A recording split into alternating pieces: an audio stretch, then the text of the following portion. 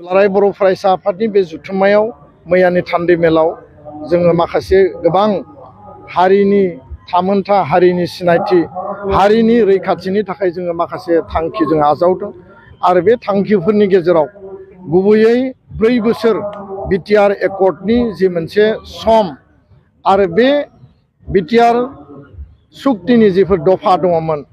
सनितपुर बिश्वनाथनि गामि थिसननाय लोगोसेनो बर' कछारी काउन्सिलनि गामि थिसननाय समस्ति दानाय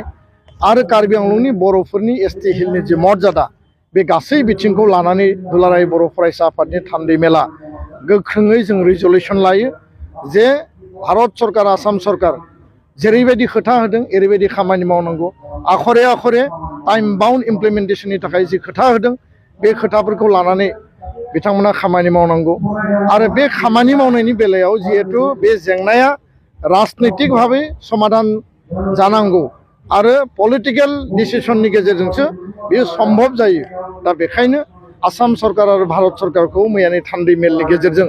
जोङो दाबि देखांदों गोख्रोङै जों खावलायदों जे time bound Akhare Akhare accord इमप्लिमेन्टेशननि थाखाय सरकारा हाबाफारि लानांगौ मावफुंनानै होनांगौ 2024नि गेजेराव आरो जुदि सम थासेयाव समनि गेजेराव बिथांमोना कमिटमेन्ट होनाय बायदि जुदि भारत सरकार आसाम सरकारा बे खामानिफोरखौ जुदि मावफुङाब्ला दुलाराय बर' फरायसा आफादनि थान्दै मेला 2024नि जोबनाय फारसे जोङो एकर्ड इमप्लिमेन्टेशननि थाखाय दाबि दैखांनानै गणतान्त्रिक आवाज आरो जोङो सोमावसारनो जोङो बाध्य जानो हागौ बे खोथाखौ मैयानि थान्दै मेलाव गुवार आरो गोथौ सावरायनानै जोङो थांखि आजावो 2020 सনত प्रमोद बर'र चलाही কথাত পৰি কিছুমান ভুল হৈছিল বুলি মই ভাবোঁ বিভিন্ন ধৰণৰ প্ৰতিশ্ৰুতি দিয়া হৈছিল আৰু আমিও একেদৰে সেই প্ৰতিশ্ৰুতিত একলগ হৈ প্ৰতিশ্ৰুতিবিলাক ৰাইজৰ আগত ৰাখিছিলোঁ কিন্তু এইবিলাক সম্পূৰ্ণ ভুল আছিল মিছা আছিল গতিকে সদায় আজি প্ৰায় 4 বছৰ হ'ল অন্তৰখন দহি আছিল মানে আত্মদহনৰ নিচিনা এটা প্ৰচেছ হৈছিল আৰু আজি বিপিএফ দল জইন কৰি মানে নিজকে প্ৰায়চিত কৰা যেন লাগিছে আসলতে প্ৰমোদ বড়ো ডাঙৰীয়াই যিবিলাক মিছা প্ৰতিশ্ৰুতি ভুল প্ৰতিশ্ৰুতি দি 2020 চনত সম্পূৰ্ণৰূপে গাদী দখল নকৰিলেও নানা পাকে প্ৰকাৰে চক্ৰান্ত কৰি ফেলে গাদীটো দখল কৰিছিল আৰু চৰকাৰ গাদী দখল কৰাৰ পিছত তেওঁ সিএম হোৱাৰ পিছত কোনো ধৰণৰ প্ৰতিশ্ৰুতিৰ প্ৰতি তেওঁ গুৰুত্ব প্ৰদান নকৰিলে আমি বাৰংবাৰ মানে হকিয়াই দিয়াৰ পিছতো মনত পেলাই দিয়াৰ পিছতো তেখেতে কোনো ধৰণৰ গুৰুত্ব নিদিলে আমিও যিবিলাক কমিটমেণ্ট ৰাইজক দিছিলোঁ একেবাৰে মুখ দেখাব নোৱাৰা অৱস্থাত আছিলোঁ আজি বিপিএফ দলত জইন কৰি খুব সকাহ অনুভৱ কৰিছোঁ আৰু নিজকে প্ৰায়চিত কৰা যেন অনুভৱ কৰিছোঁ আৰু প্ৰমোদ বড়ো ডাঙৰীয়াই যিবিলাক মিছা প্ৰতিশ্ৰুতি দিছিল তাৰে ভিতৰত আপুনি চাওক তেওঁ ৭৫,০০০ টকাকে দিম বুলি কৈছিল মহিলা আত্মসহায়ক গোটবিলাকক দিব পৰা নাই প্ৰতিটো জাতি জনগোষ্ঠী সকলো জাতি জনগোষ্ঠীৰ একোটা বোৰ্ড বনাম বুলি কৈছিল বোৰ্ড বনাব নোৱাৰিলে আৰু কেতিয়াও নোৱাৰিব এয়া প্ৰমাণ হৈ গ'ল আৰু লগতে ভূমি নীতি আনিম বুলি কৈছিল কিন্তু তেওঁ আনিলে কি তেওঁ উচ্ছেদ নীতিহে আনিলে আৰু ধাৰাসাৰ উচ্ছেদৰ নোটিছ তেওঁ জাৰি কৰিলে গতিকে অকল যে প্ৰতিশ্ৰুতি পূৰণ কৰিব পাৰা নাই তেনেকুৱা নহয় কমপ্লিট ইউ টাৰ্ণ লৈছে বিশেষকৈ ভূমিৰ ক্ষেত্ৰত আৰু আজি আপোনালোকে শুনিছে হাগ্ৰামা মহিলাৰী ডাঙৰীয়াই কৈছে যে ভূমিৰ পাট্টা প্ৰদান কৰাটোই মেইন এজেণ্ডা হ'ব বিপিএফৰ এইটো আমাৰো যে দলৰ পৰা এক্সপেল কৰাৰ পিছত আমিও এই কথাটোত লাগি আছিলোঁ আৰু মই যথেষ্ট সুখী যে হাগ্ৰামা মহিলাৰী ডাঙৰীয়াই স্বয়ং নিজ মুখেৰে কৈছে যে তেওঁ বিপিএফৰ চৰকাৰ আহিলে সকলো জাতি জনগোষ্ঠীক ভূমি পট্টা প্ৰদান কৰা হ'ব আৰু 1 নম্বৰ এজেণ্ডা হিচাপে লোৱা হ'ব গতিকে এই ক্ষেত্ৰত যথেষ্ট সুখী আৰু আজি শান্তি পাইছোঁ মই ভাবোঁ সকলো কৰ্মকৰ্তাৰ সহযোগ পাম আৰু বিপিএফ দলত কিদৰে আমি আগুৱাই লৈ যাব পাৰোঁ এই যিটো 24ৰ যিটো ইলেকশ্যন হ'ব এমপি ইলেকশ্যন এই এমপি ইলেকশ্যনত কিদৰে দৰং আৰু ওদালগুৰি আৰু কোকৰাঝাৰ লোকসভা সমষ্টিৰ পৰা আমাৰ এমপি মেম্বাৰ অফ পাৰ্লিয়ামেণ্ট আমি দিল্লীলৈ পঠিয়াব পাৰোঁ তাৰ কাৰণে এতিয়া অতি শীঘ্ৰৰ পৰা আমি লাগি যাব লাগিব बर' फरायसा आफादनि गेजेरजों माहारिबाद दानायावहाय मैखोमै बाहागो लाफानो हानायनि थाखाय आरो बेखौ नुनानै आंनि गोसोनिफ्राय खोब एक्साइटेडलि आं बेखौ सापर्ट खालामदों गलाघाटआ गोदोनिफ्रायनो आङो फैबाय थाखायो गलाघाट ओनसोलाव दा बाजिथरथि जि थान्दै जथुम्मा बे थान्दै जथुम्मा फुल फ्लेजेड कनफारेन्स नङा ओंखायनो बिनि एरेन्जमेन्टफ्राबो बेबायदिनो आरो डेलिकेट सिटि मोजां मोनदों आरो दासिमबो बाहाय जे खौसे दं आरो आं बेखौनो बुंबाय थायो जे हारिनि मोनफ्रोमबो सोमावसारनाय एबा दुखु खैफोद बे समफ्राव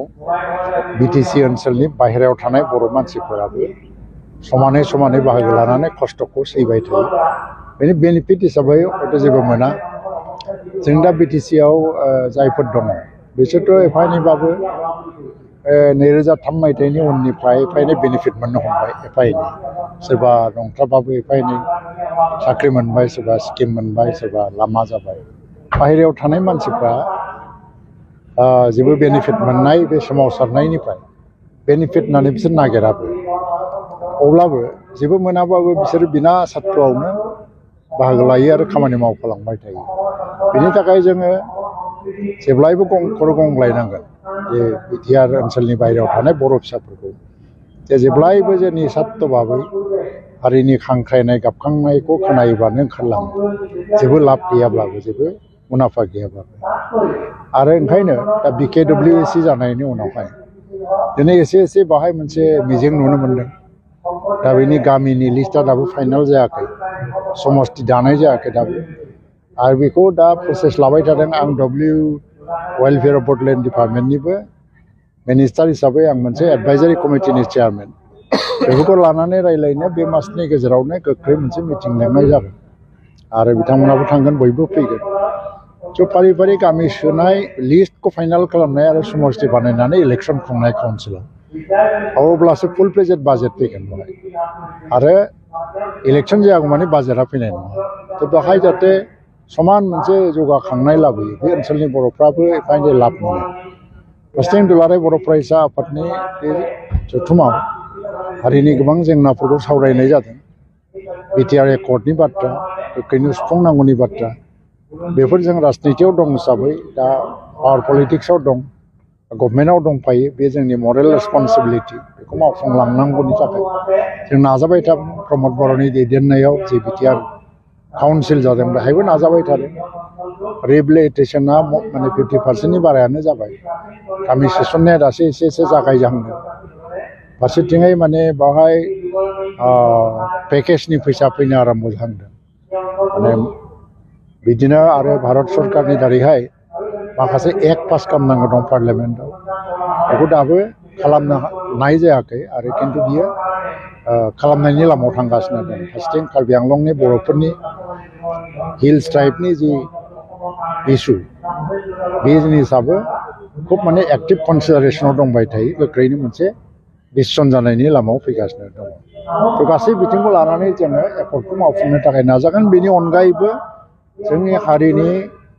थाखाय जेब्लानो नांगौ जायो जों बेबायदियैनो डिसिसन लानानै खामानि मावनो राजि नोंथाङा आसाम सरकारनि सासे केबिनेट मिनिस्टार हिसाबै नैबे ओनसोलनि थाखाय आसाम सरकारनिफ्राय माबाफोर बेबायदि मदद दा बेवहाय बिराद मोनसे पावारफुल सासे मिनिस्टार दं फाइनान्स मिनिस्टार अजन्तानायाव बिनि समस्ति आरो जि मावनांगौ बिथाङा मावनांगौ खिन्थु आंनि डिपार्टमेन्टनिफ्राय सयल कनजारभेसन आरो एनभायरनमेन्ट टेक्सटाइलनिफ्रायबो आं दिनै मोनसे खोथा होदों जे बेवहाय माखासे प्रजेक्टफोरखौ आं हमगोन खिन्थु दा मा प्रजेक्ट हमगोन बेखौ बुंलांनो हाया दिनै खोथा होदों आरो आं नायनानैबो थांबाय निस्सय जागोन बेखौबो नायगोन आरो चिफ मिनिस्टार आरो फाइनान्स मिनिस्टारखौ लोगो मोनोबा दिनैहाय जे मोनसे जथुम्मानि गेजेरजों माखासे जेंनाफ्रा जे बाहाय फैदों आंखौ लोगो हमनानैबो बुंदों बिनि सोमोन्दैबो आं बुंगोन बेखौ जाहाथे मावफुंलांनो हायो फरायसालिनि जेंनायाव गोलैनानै दं होननानै बुंनो रायजो राजाफ्रा फरायसालिनि जेंनाया जोबोद गिदिर बाहाय थारमाने बर' मिडियाम फारसेथिं एनरलमेन्ट आंखाल जाबाय फारसेथिं माने टिचारनि आंखाल प्रभिन्सियेलाइजेसना दाबो जायाखै बे हिसाबैनो माखासे स्कुलफोरखौ प्रभिन्सियेलाइज खालामनो थाखाय लिस्ट बिनाय जादोंमोन आसाम गभर्नमेन्टनिफ्राय दा लिस्टखौ बर' थुनलाइ आफाद आरो एबसुनिफ्राय जयैनो 100 स्कुलनि लिस्ट अलरेडि गथायनानै दं बे ओनसोलावबो दङ निस्सय खिन्थु माखासेफ्रा क्राइटेरियाफ्रा गोरोबनो हायिनि थाखाय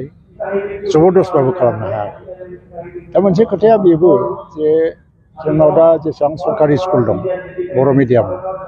फ्राय समानफ्राम नङाबाबो बहुद बुरजा प्राइभेट स्कुलबो दं आरो प्राइभेट स्कुलफ्रा इनफ्रास्ट्राक्चारबो आंखाल आरो फोरोंगिरियाबो एसेबां सेलारि मोना अब्लाबो बै प्राइभेट स्कुला बेनि गेजेरजोंनो सोलिबाय थानानै बेटार रिजाल्टबो खालामगासिनो बर' मिडियामखौबो सार्भिस होदों स्टुडेन्टफोरखौबो सार्भिस होदों बे पइन्ट अफ भिउ इनफ्रास्ट्राक्चारनि आंखाल आरो टिचारनि आंखाल बेफोर जेंनाफ्राथ' दङ जों मिथिगौ खिन्थु बेफोरखौनो बुंनानै जाहाथे जोंनि टिचिंफ्रा नेग्लिजेन्स जायाबा क्लास लानाय स्टुडेन्टफोरनि फारसे इनजास्टिस जाया आं बेखौ खावलायगोन हायो खम सेलारिजों प्राइभेट स्कुला बबेबा स्कुला मान्थलि 2500-3000ल' बेथन जों इउएन एकाडेमिया एसे